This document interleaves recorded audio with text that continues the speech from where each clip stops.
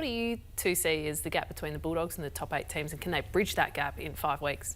Well, they've been a top 8 team for a lot of the year. Where they find themselves, as he just said then, is either a game or 2 out with just 5 remaining. So there's a bit of work to do. And the scoreboard shows that there's not much of a gap, but it's a big jump from where they are to where they want to be a top 4 team. They've still got a lot of young blokes running around. Like they had 9 under 50 games. So,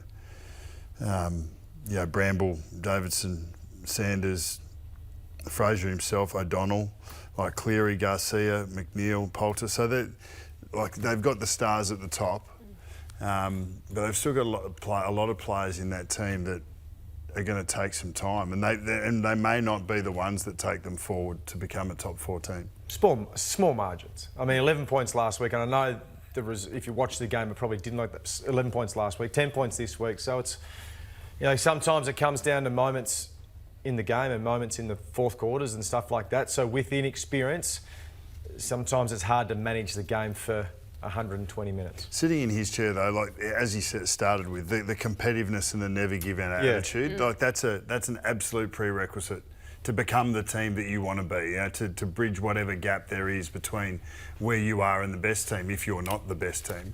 And Western Bulldogs have that. So with that you can become anything, so it's just a matter of time. Welcome to the desk, John Ralph. Let's start off with a bit of an injury update. James O'Donnell, how's he doing? Well, he's pretty well, given that when he was hobbling off and he was aided by the 2 trainers who thought, oh, that's a 6-week ankle injury, and instead, 7 minutes later, he was back out on the field. So he's got a 7-day break leading into that game against the Bombers. But you'd think he should be okay with that one, as you heard from the coach. He's had that normal ankle roll as he stands on Kyle Lohmann's foot and come back the next week. Latham Vandermeer should be fine. So the club had said, look, he did tweak his foot, and then it was a tactical substitution as well as that. They were going to pull the trigger anyway. So apart from Adam Treloar and Cody Waitman, the Dogs are pretty much playing their very best side out there. And so let's face it, as the coach said, we're just not quite good enough. We just can't quite bridge the gap, but not a lot of injury excuses there. O'Donnell one looks to be sore. I'd be surprised if he got up in a week. I mean, that's 105 kilos going through that ankle. Yeah. I'd assume they'd be pretty sore. Yeah, and the normal rule is if you can't play on, you don't play the next week. So he'll be touch and go, as I say, 7-day break. Kyle Lohmann's fine with his calf. The club's told me he's absolutely no issues at all. Dane Zorko, you just heard him in that interview there with Alistair Lynch, and he was sort of like, let's hope that I'm okay. And so it wasn't that he was stomped on with his foot. I don't think they'd jab him up. I think they'd give him a couple of pain-killing tablets there, but they'll be a bit worried until the scans come through, a little midfoot sprain or a hot spot there. 55 games consecutively, he just plays amazing football every week, and again did so today despite a couple of sore spots. So let's hope he's right for the Q Clash, because Touk Miller's not there. They're normally the highlight butting heads. But he's so crucial to what the Lions are doing, even at that age, at late age. He's Lynchy was all over it, but he sets them up the way that we showed that vision before, and that go forward football. He's the one that's taken that licence to another level, so you want him to be fully fit come September. Yeah. What about Liberatore? Is he going to be playing next week? I think he will be. So the concern for him, of course, is that we've seen Mitch Hinge, who was suspended on Anzac Day for a hit on Andrew Brayshaw. We show you this incident here. I don't think it's a punch. It's probably a closed fist. That's what Tom Liberatore does. The options for Michael Christian, a fixed financial sanction, which is basically negligible contact, but not quite enough for a week. Or they could say it's low impact and it's to the neck, which of course is categorised as high. You happy with the fine, or you think that that's suspendable? No, I'm happy with the fine. I think that there was a push off, and Ashcroft's comes off Ashcroft's hand. But I suppose in the end, is that negligent enough to pass the threshold for a suspension? I don't think so.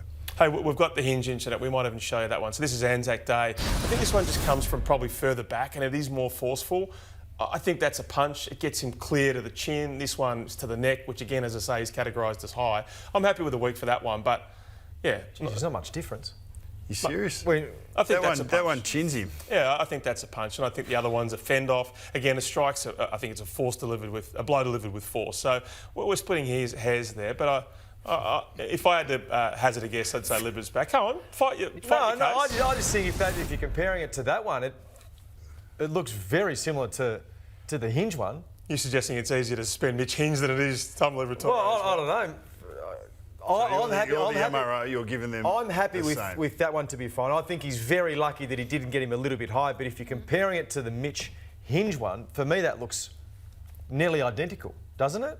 Am I looking at the wrong vision here? I thought Lloyd Meek was going to get 3 weeks and he got exonerated, so I don't get them all Maybe it's right. not. I don't know. Move on. You can discuss that one on the couch Monday night when you know what's happened there. Geordie, in terms of contract updates, let's start with the Bulldogs. A couple of their key players, or two main men in Libba and Marcus Bontempelli. Yeah, massive names and big updates. So Marcus Bontempelli's new deal is expected to be a 4-year deal. So he's 30 in November, so that last year would be him playing all the way through the year at 33. Let's face it, you give him whatever he wants because he signed that shorter term deal as a free agent the first time. I don't know what the money is, but if you want to compare, Matty Rowell just signed a 2-year deal at about 1.4. Yeah, so you're saying it's about the same money. He's always taken a little bit less than he could have. If Bont gets 4 years at 1.4 million, that's about right. So Tom Liberatore is only a week away from his own contract talks. Now, of course, he's had his concussion history, but he's just playing such great football, and you'd think he's almost all Australian. His manager Tom Petroro will get that deal done with a minimum of fuss. Dan Zorko, also a Petroro client, about a fortnight away from starting those talks, but Brisbane's footy boss in Danny Daly says we want to have him here. Clearly, he could be back-to-back All-Australian as a defender. We know he's been an All-Australian as a forward as well. So it's probably an August decision, but he's the 4th oldest player. He's 36, behind Penderbury, Goldstein, Boak, and these 35-plussers. They just keep playing amazing football. Danny Daly's not leaving, is he? He was in the circle. No, Danny's not leaving. No, he's not leaving. And Sam Graham, as I spoke to Danny before, he said, look, Swanee, it's going to be a massive loss. But he goes, Sam Graham knows his footy. You know, I run the footy department. Chris Fagan's there as well.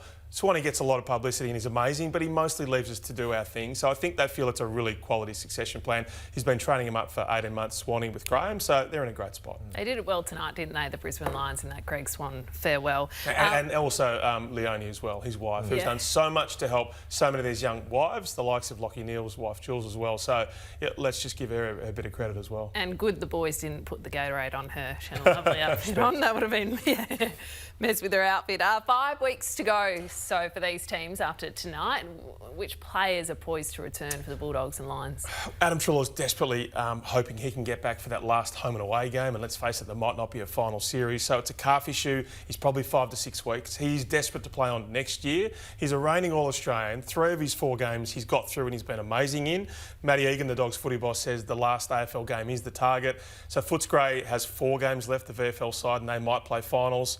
Bucks, you know him well. I think you're definitely giving him an extra year just on the hope that he can get his calf right. They've run out of solutions. They can't take him to Germany to give him wolf's blood. They just got to hope he gets a little bit of luck. Yeah, it's not as if you haven't been trying all year to get it right, but when you get a chronic soft tissue injury issue, that's hard to fix in season. So the off season might be the best place to find a solution to that, but they won't be giving up on September, and he won't be. Yeah, and Link McCarthy is the fascinating one for Brisbane. So a similar time frame off an ACL tear as Sam Docherty last year. He's on track to play in the final game of the VFL season. So that's August 17. It's down at Frankston on a probably cold Friday night down there.